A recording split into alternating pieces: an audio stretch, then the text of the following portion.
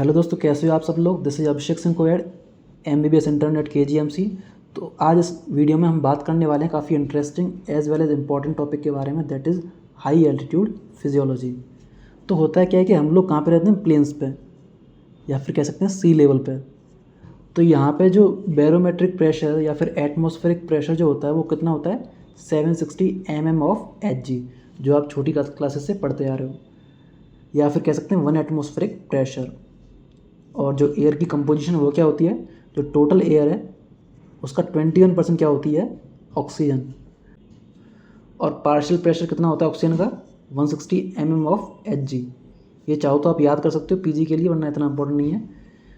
और लेकिन जब हम हाई एल्टीट्यूड पे जाते हैं या फिर माउंटेन्स पर ट्रैवल करने जाते हैं तो क्या होता है, ऐसा नहीं है कि ऑक्सीजन की कंपोजिशन कम हो जाती है। कंपोजिशन जो एयर की है वो सेम ही रहती है। टोटल एयर का जो ऑक्सीजन होता है वो 21% वहाँ पे भी होता है। लेकिन होता क्या है, जैसे जैसे हम ऊपर जाते जाते हैं वैसे वैसे एटमॉस्फेरिक प्रेशर जो है वो कम होता जाता है। तो क्या होगा, जो एल्वेलर मेम्ब्रेन है उसके अक्रॉस जो ऑक्सीजन का डिफ्यूज़न है, जो ऑक्सीजन की डिफ्यूजिंग कैपेसिटी है वो कम हो जाएगी, क्योंकि बाहर एटमॉस्फेरिक प्रेशर कम हो चुका है।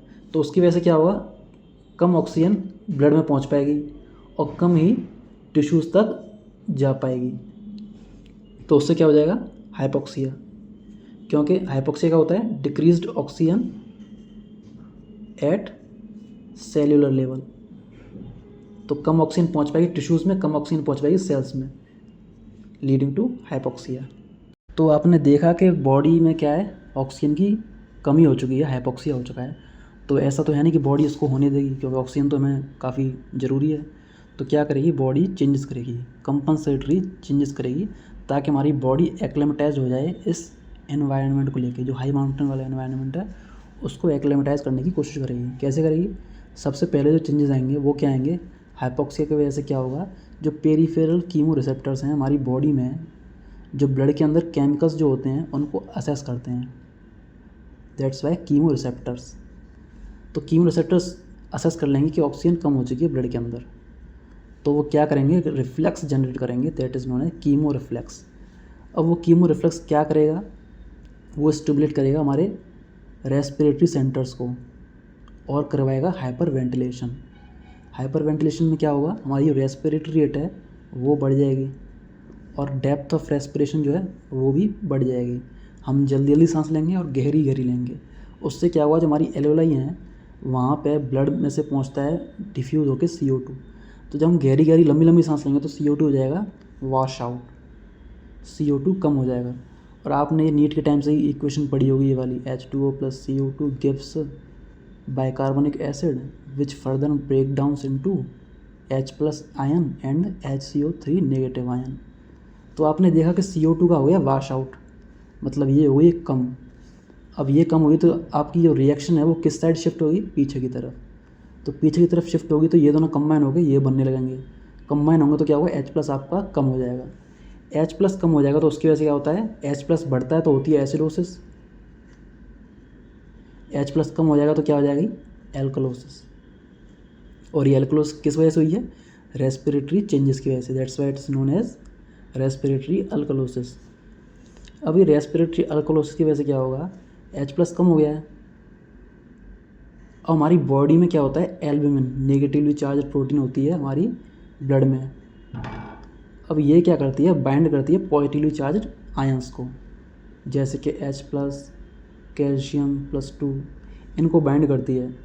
तो अगर H+ कम हो जाएगा, वैसे तो H+ बाइंड रहता है इस पर ज़्यादातर, लेकिन H+ क्या हो गया, कम, तो इसको कोई ना कोई तो चाहिए पॉजिटिवली चार्ज पार्टिकल, तो ये बाइंड करने लग जाएगी कैल्शियम को।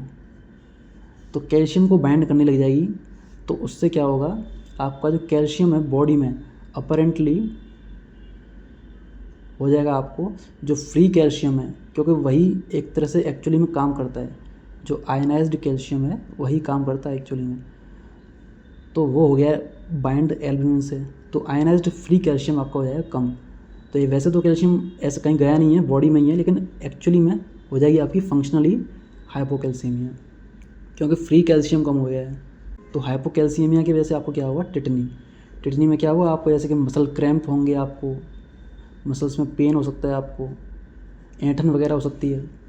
तो ये सब आपको देखने को मिल सकता है हाइपोकैल्सीमिया की वजह से। और क्या हुआ, अब ऐसा तो नहीं कि बॉडी इसको होने देगी ज़्यादा देर तक, क्योंकि बॉडी को तो कुछ करना पड़े। तो बॉडी क्या करेगी, बाइकार्बोनेट को आपकी किडनी से करा देगी एक्सक्रीट। ये जो आपने रिएक्शन देखी, बाइकार्बोनेट को एक्सक्रीट करा देगी, तो बाइकार्बोनेट हो जाएगा कम। अब जब इस साइड वाली चीज़ कम हो रही है इस इक्वेशन में, तो क्या होगा, ये शिफ्ट होगी फॉरवर्ड डायरेक्शन में। और फॉरवर्ड डायरेक्शन में शिफ्ट होगी तो क्या होगा, ये कंबाइन होकर बनने लगेगा H2CO3 और फिर ब्रेक डाउन होगा H+ में, तो फिर से H+ आपका बढ़ने लगेगा। तो बाइकार्बोनेट आयन बाहर फेंकने की वजह से क्या हुआ, H+ फिर से बढ़ने लगेगा और आपका जो हाइपोकैल्सीमिया वाला कंपोनेंट है वो रिवर्स होने लगेगा, क्योंकि H+ बढ़ेगा तो जाके बाइंड होगा एल्ब्यूमिन से, H+ बाइंड हो जाएगा तो कैल्शियम कम बाइंड होगा, फ्री कैल्शियम अवेलेबल हो जाएगा, हाइपोकैल्सीमिया रिवर्ट हो जाएगा, टिटनी रिजॉल्व हो जाएगा। तो हो सकता है कुछ लोगों को जब आप माउंटेन पर घूमने जाते हो तो स्टार्टिंग में हो सकता है आपको टिटनी वगैरह, मसल क्रैम्प्स वगैरह होते हैं, लेकिन बॉडी उनको बाद में ठीक करने की कोशिश करती है। ये तो हो गए अर्लीस्ट चेंजेस, मतलब जैसे ही आप ऊपर जाओगे माउंटेन पर तो क्या क्या चेंजेस आएंगे वो तो आपने पढ़ लिए। अब क्या, कुछ लोग जो हैं वहाँ पे कई सालों से रह रहे होते हैं, तो उनमें क्या क्या चेंजेस आते हैं उनकी बॉडी में। First is due to hypoxia over long time. लंबे समय तक हाइपोक्सी रहने के कारण क्या होता है, जो किडनी है, बॉडी स्टिमुलस देती है किडनीज को टू रिलीज एरिथ्रोपोएटिन, और उसकी मदद से क्या होगा, हेमाटोपोइसिस और RBCs बनने लगेंगी ज़्यादा से ज़्यादा।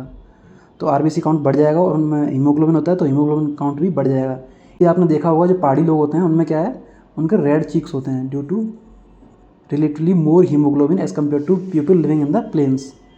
अब ये तो आपने खून को बढ़ा लिया एक तरह से, अब आपको खून को पहुंचाना है टिश्यूज़ तक, तो क्या करेंगे, बॉडी सीक्रेट करेगी VEGF, that is vascular endothelial growth factor. नाम से पता चलता है जो वेसल्स के अंदर एंडोथीलियम जो लाइनिंग होती है उनकी, उसकी ग्रोथ कराएगा। तो उससे क्या होगा, न्यू ब्लड वेसल्स का फॉर्मेशन होगा। Angio means blood vessels, genesis means formation, नई वेसल्स बनेंगी। तो हमने खून को बढ़ा लिया और नई नई वेसल्स बना ली ताकि हम उस ब्लड को टिश्यूज़ तक इफेक्टिवली पहुंचा पाएँ। जो डिफ्यूजन कैपेसिटी है गैसेस की अक्रॉस द एल्वियुलर मेम्ब्रेन, उसकी परमिएबिलिटी बढ़ जाएगी। तो जो डिफ्यूजन है ऑक्सीजन का अक्रॉस द एल्वियुलर मेम्ब्रेन बेटर तरीके से हो पाएगा।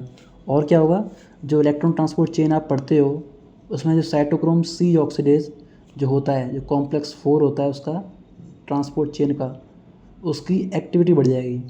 और यही जो है कॉम्प्लेक्स जो होता है वो ऑक्सीजन को यूटिलाइज करता है और कन्वर्ट करता है वाटर में। तो इसकी एक्टिविटी बढ़ जाएगी, मतलब ये ऑक्सीजन को बेटर यूटिलाइज करेगा। जितनी भी ऑक्सीजन पहुंच रही होगी उसको ज़्यादा से ज़्यादा यूटिलाइज करेगा, तो वेस्टेज कम हो जाएगी ऑक्सीजन की। और क्या हुआ, तो ये जो साइटोक्रोम C ऑक्सीडेज की एक्टिविटी जो बढ़ रही है, ये क्या है, सेलुलर लेवल पे हो रहा है, that's why it is cellular acclimatisation. तो ये जो चीज़ है वो सेलुलर लेवल पर जो माइटोकॉन्ड्रिया होता है उसकी जो इनर मेम्ब्रेन होती है वहाँ पर ये ETC होता है, इलेक्ट्रॉन ट्रांसपोर्ट चेन, तो वहाँ पर इसकी एक्टिविटी बढ़ रही है। तो ये क्या सेलुलर लेवल पे हो रहा है, that's why it is cellular acclimatisation. और सेल में क्या हुआ, नंबर ऑफ माइटोकॉन्ड्रिया बढ़ जाएंगे, क्योंकि माइटोकॉन्ड्रिया के अंदर ही इलेक्ट्रॉन ट्रांसपोर्ट चेन फंक्शन कर रही है। तो हम माइटोकॉन्ड्रिया का नंबर बढ़ा देंगे ताकि ऑक्सीजन ज़्यादा से ज़्यादा यूटिलाइज हो पाए, वेस्टेज कम से कम हो। और क्या हुआ, जो आप कर्व पढ़ते हो S शेप जो कर्व होता है आपका, उसका क्या है, राइट शिफ्ट हो जाएगा। जो आप हीमोग्लोबिन और ऑक्सीजन का डिसोसिएशन कर्व पढ़ते हैं S शेप्ड, उसका राइट शिफ्ट हो जाएगा। इसका मतलब जो अफिनिटी है ऑक्सीजन की फॉर हीमोग्लोबिन, या कह सकते हैं जो हीमोग्लोबिन की अफिनिटी है फॉर ऑक्सीजन वो कम हो जाएगी। तो इससे क्या होगा, राइट शिफ्ट हो जाएगा ताकि ज़्यादा से ज़्यादा ऑक्सीजन डिसोसिएट होकर के टिश्यूज़ में पहुंच पाए।